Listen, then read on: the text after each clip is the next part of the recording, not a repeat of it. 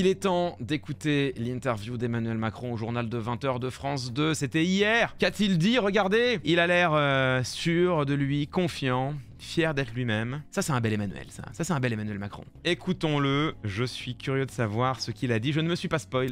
D'abord, au premier tour, ils ont placé le Rassemblement national en tête. C'est 11 millions de Français qui ne se sentent pas représentés puisqu'il n'y a aucun poste, ne serait-ce que de vice-président à l'Assemblée. Qu'est-ce que vous leur dites? Mais il y a une séparation des pouvoirs. N'est-ce pas, hein, la fameuse séparation des pouvoirs, celle qui lui permet d'expliquer que c'est pas de sa faute si le RN n'est pas représenté dans les instances de l'Assemblée, mais celle qui ne le dérangeait pas quand Gabriel Attal, Premier ministre, est venu de Matignon à l'Assemblée pour voter pour la présidence de l'Assemblée avant de retourner à Matignon. Ça ne le dérangeait pas, bien sûr. Toutes les forces politiques, je dirais du champ républicain, ont décidé des désistements réciproques. Alors, pas tout le monde, hein. Emmanuel Macron, qui se permet de se féliciter du Front républicain qui a fait battre le Rassemblement national, alors même que deux de ses candidates, Anne-Laurence Pétel et Émilie Chandler, ont refusé de se désister, faisant élire 2 députés Rassemblement national de plus, c'est pas la honte qui l'étouffe. Et les Français, au deuxième tour, ont fait un choix. Le choix de ne pas confier les responsabilités au Rassemblement national. Et puis, il y a eu un troisième tour, les votes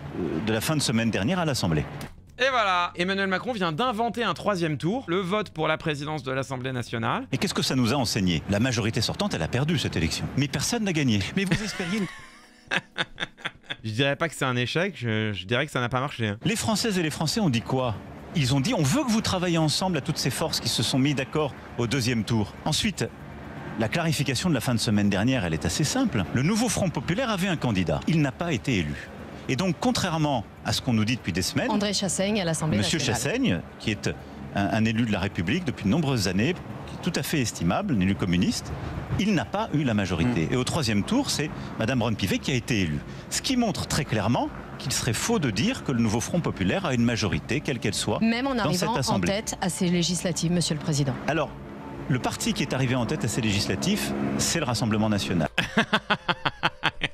Torturez suffisamment un ensemble de données, il vous dira ce que vous voulez entendre. Vous voyez quand même que Emmanuel Macron nous dit le NFP n'a pas la majorité puisqu'ils ont perdu l'élection de la présidence de l'Assemblée nationale. Ouais, mais ils sont quand même arrivés en tête des législatives. Ah non, le parti arrivé en tête, c'est le Rassemblement national. Le NFP, c'est plusieurs partis. Ouais, mais ils étaient quand même en coalition. Oui, mais encore une fois, à la présidence de l'Assemblée nationale, c'est Yael Braun-Pivet qui a été élu. Pile je gagne face tu perds. Dans un cas, c'est les partis qui comptent, dans l'autre, c'est les alliances. Oubliant de dire que le nouveau Front populaire est une alliance au même titre que Ensemble pour la République, c'est-à-dire son alliance à lui. Donc oubliant de dire que si c'est bien le nouveau Front populaire qui indiscutablement est arrivé en tête des élections législatives. Mais là, il n'ira jusque à l'évidence même de la réalité, c'est-à-dire que le NFP n'est pas de majorité à l'Assemblée. Bon, bah pour le coup, je suis d'accord avec lui, je vais pas me dédire, hein. Mais par contre, que le NFP ne soit pas arrivé en tête des législatives, c'est évidemment une pure révision du réel. Il s'appuie quand ça l'arrange sur les partis, quand ça l'arrange sur les alliances, oubliant que au soir du second tour, c'est clairement le nouveau Front populaire qui est la première alliance dans les urnes devant l'alliance présidentielle qui s'appelle Ensemble pour la République, qui n'est ni plus ni moins une alliance que l'est d'ores et déjà le nouveau Front populaire. Ce soir, le nouveau Front populaire que vous évoquiez, qui a donc un programme, une candidate depuis ce soir qui s'appelle Lucie Castet. Est-ce que vous allez l'appeler demain pour lui dire venez me voir, on va voir si vous pouvez composer un gouvernement? Le sujet n'est pas là. Le sujet n'est pas un nom donné par une formation politique. Le sujet n'est pas là. Enfin, ça c'est parce que lui l'a décidé, hein, parce que le sujet pourrait tout à fait être là. Hein. La question c'est quelle majorité peut se dégager à l'Assemblée pour que un gouvernement de la France puisse passer des réformes, passer un budget et faire avancer le pays. C'est responsable politique. On dit aux Français, au fond, nous sommes capables de nous entendre. Parce qu'on ne veut pas que le Rassemblement national gouverne.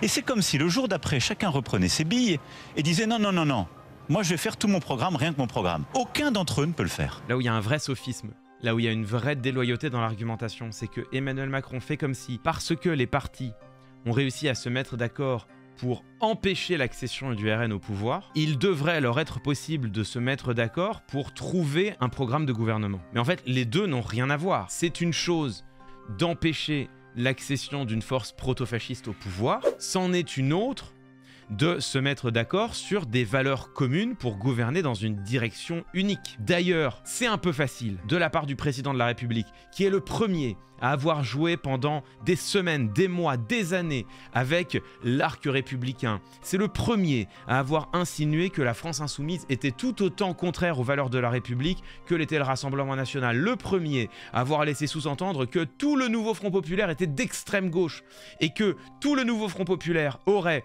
comme le Rassemblement national, mené à la guerre civile. C'est lui-même qui a joué sur une mise en balance entre la gauche et l'extrême droite. C'est lui-même qui a déployé cette rhétorique pernicieuse de extrême gauche, extrême droite, même combat, qui derrière a été très heureux de recevoir le désistement républicain des députés du nouveau Front populaire, qui n'ont jamais failli à leur devoir. Et là aujourd'hui, au lendemain du second tour, Emmanuel Macron nous dit, eh ben du coup, ces formations, puisqu'elles se sont mises d'accord pour faire barrage au RN, elles doivent gouverner ensemble. C'est vraiment l'opportunisme politique poussé, mais à sa plus grande expression. Emmanuel Macron dit ceci parce que, déjà d'une part, soyons clairs, ce qu'il appelle de ses voeux, c'est ce qu'on appelle une grande coalition, c'est-à-dire une coalition par-delà les frontières naturelles des différents blocs, des différentes idéologies. Il fait cela parce qu'il sait qu'elle comprendra nécessairement le macronisme, puisqu'étant au centre de l'Assemblée nationale, avec les Républicains à leur droite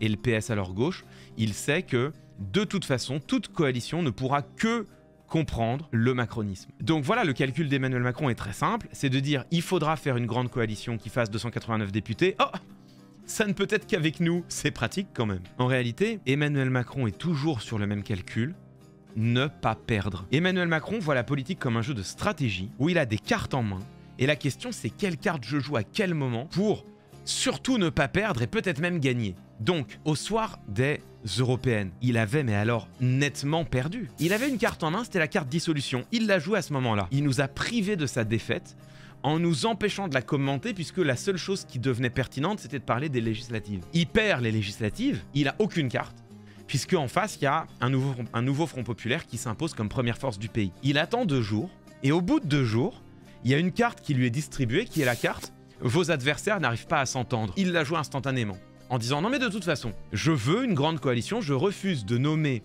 à la tête de Matignon quelqu'un qui n'aurait pas la majorité absolue ». Ça, c'est un vrai 2 poids 2 mesures. Souvenez-vous, en 2022, au lendemain des élections législatives, aucune formation n'a la majorité absolue. Que fait Emmanuel Macron?